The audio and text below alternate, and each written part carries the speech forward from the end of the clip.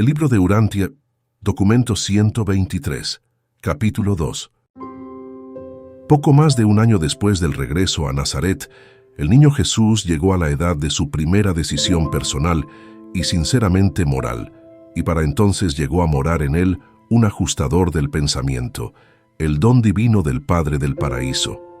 Este ajustador había servido anteriormente a Maquiventa Melquisedec, o sea que ya había obtenido una experiencia en relación con la encarnación de un ser supermortal en la semejanza de la carne mortal.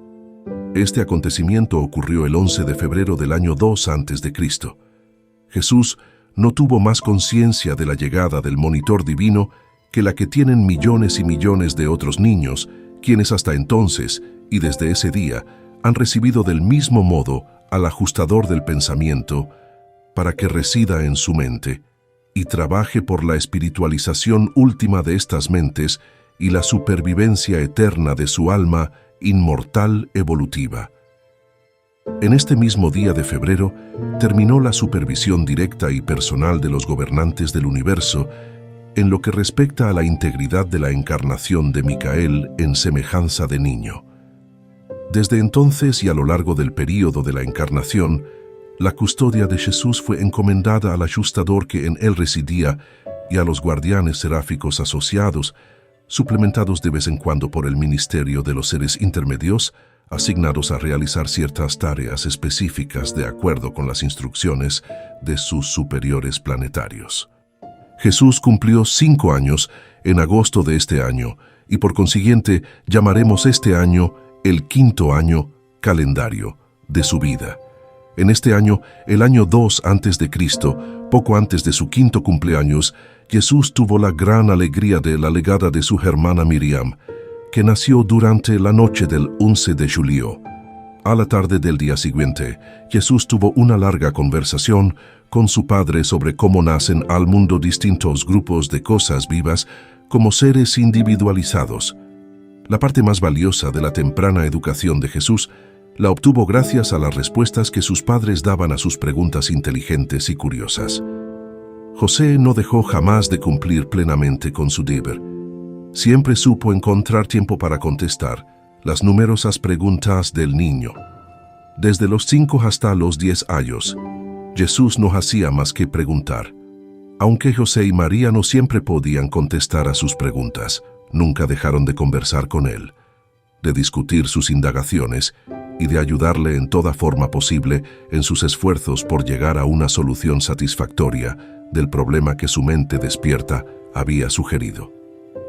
Desde el retorno a Nazaret, la familia estaba muy ocupada, y José aún más con la construcción de su nuevo taller y el retorno a sus negocios. Tan ocupado estaba que no había encontrado tiempo para hacer una cuna para Santiago, pero pudo hacerlo mucho antes del nacimiento de Miriam, de modo que ella contó con una cuna muy cómoda en la que se anidaba ante los ojos admiradores de su familia. El niño Jesús participaba de todo corazón en todas estas experiencias naturales y normales del hogar. Disfrutaba de su hermanito y de su hermanita y ayudaba mucho a María en el cuidado de ellos. Pocos hogares en el mundo gentil de aquellos días podían ofrecer a un niño una mejor educación intelectual, moral y religioso que los hogares judíos de Galilea. Estos judíos contaban con un programa sistemático para la crianza y la educación de sus hijos.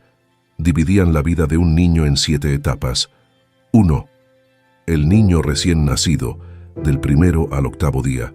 2. El niño de pecho. 3. El destete. 4. El periodo de dependencia de la madre, hasta fines del 5º año. 5. El comienzo de la independencia del niño, cuando, en el caso de hijos varones, el padre asumía la responsabilidad de su educación. 6. La adolescencia de los niños y de las niñas. 7. Los jóvenes varones y las jóvenes mujeres. Era costumbre de los judíos de Galilea que la madre tuviera a su cargo la educación del niño hasta el 5º cumpleaños. Después, si el niño era varón, el padre se encargaba de su educación. Ese año, por consiguiente, Jesús entró en la 5ª etapa de la vida de un niño judío de Galilea. Así ocurrió que el 21 de agosto del año 2 a.C., María formalmente entregó a José la educación futura de su hijo.